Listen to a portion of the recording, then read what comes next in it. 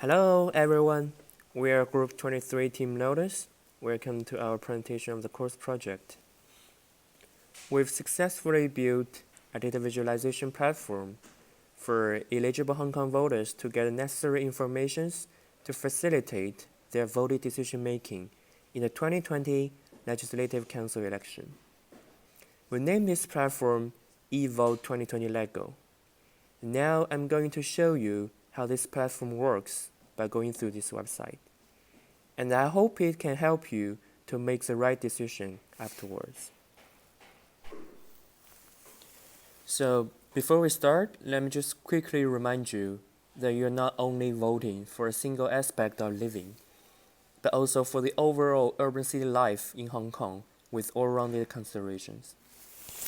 So I will firstly introduce the current urban situation in Hong Kong by comparing with Singapore, as they share very high similarities in 7 urban topics, including housing, transport, education, health, environment, security, and welfare.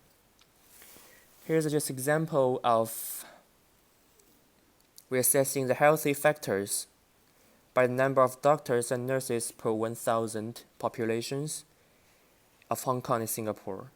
We can see in the year of 2018, both the number of doctors and nurses in Singapore outnumbers the Hong Kong. And it reflects that we Hong Kong citizens need to catch up on healthy issues. Okay, now, since we already find a problem here, then what shall we do? We look for solutions, right? Then we collect the data of each candidate and plot this neighboring graph to indicate the candidates who pay the most attention to the healthy problems in Hong Kong by recording his attendance to the health-related meetings. So we can clearly see here these 5 candidates, they pay the most attention to the healthy problems in Hong Kong. So for the voters who really care about the healthy problem, then he or she should probably remember these 5 numbers. And if you click view more here, we have more examples on education, security, and so on. But due to the time limit, I'll just skip them here.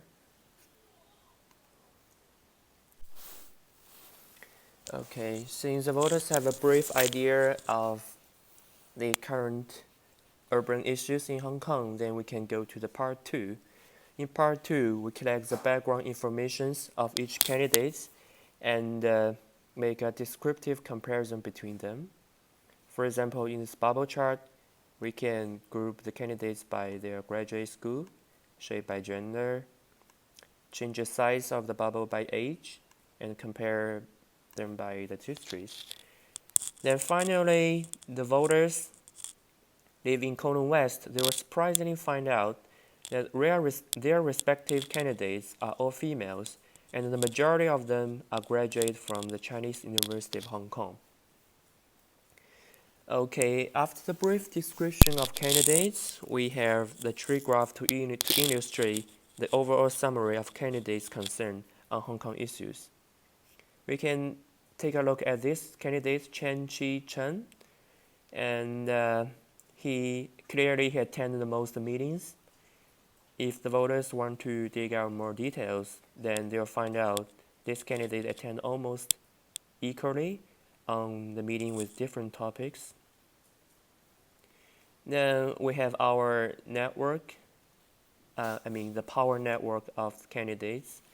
In this power network, the weighting edge is represented by the yes vote in the meetings. So these 2 graphs can clearly give us the most influential candidates in the meeting. Okay, finally we have this individual candidate sincerity distribution graph. It shows voters the type of attitude and behavior each candidate is by comparing their actual participation in the meetings. So the voters should be aware of this kind of candidates. We call them storyteller because they only talk but never act. and the voters can focus on this kind of candidates because they do perform, but they barely talks. Okay, next in part 3, the voters can take a look at the preference of their district peers and may follow suit in their voting as well. We wish to identify how the majority type of a district voted and the majority vote getting candidates, and thus establish a linkage between the two.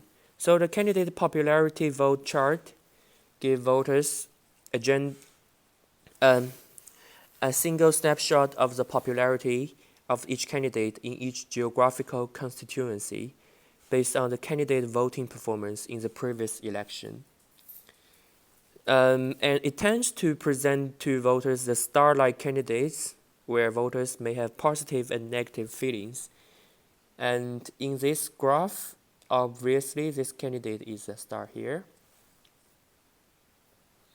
Then the voters' basic demographical by district give voters a gender and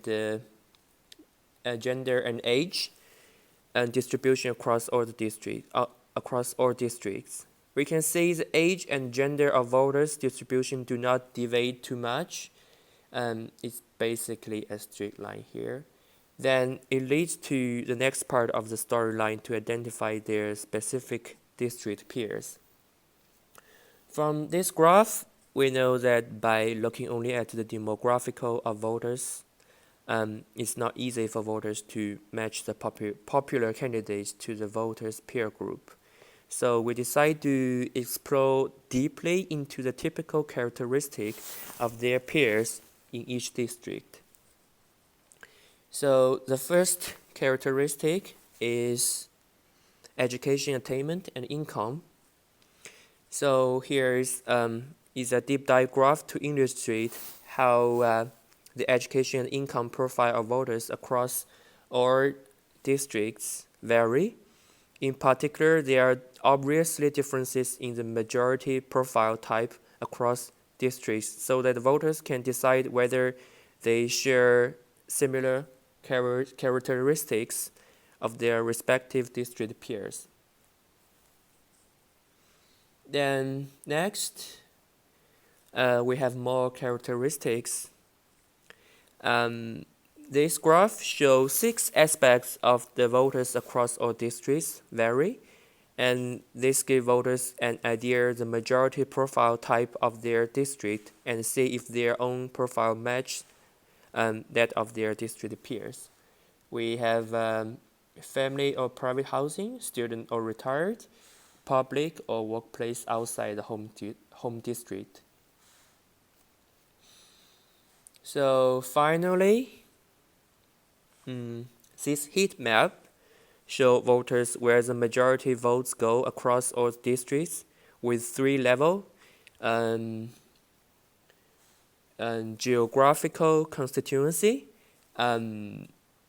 district, and sub-district.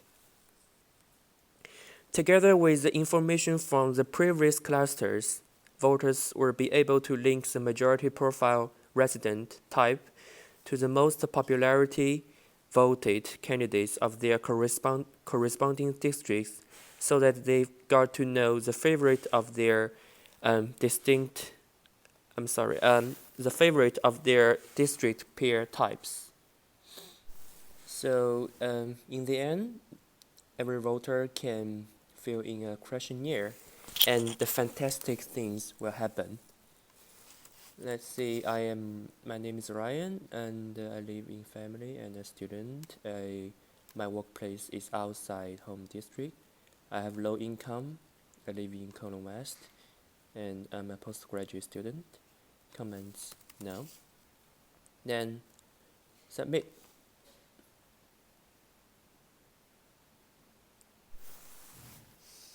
Okay, this is it.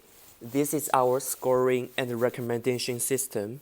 In this system, each candidate will have 7 elements representing their performance, which is based on the number of meetings they are involved in. And voters can see the overall performance of all the candidates, and they can also rank the candidates by every single element. See, if I'm a parent, I have children, then naturally I will focus more on the education aspect. Then I can rank them from the highest to the lowest. In addition, we have a customized recommendation for the voters who filled in the questionnaire before, which allows them to customize the weighting of elements when they concern more in specific elements. Okay, this is pretty much of our visualization.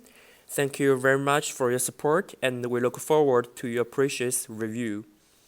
I hope every voters can make the smart choice in the 2020 LEGO election using our product, eVote 2020 LEGO. Thank you. Bye bye. Ngoy.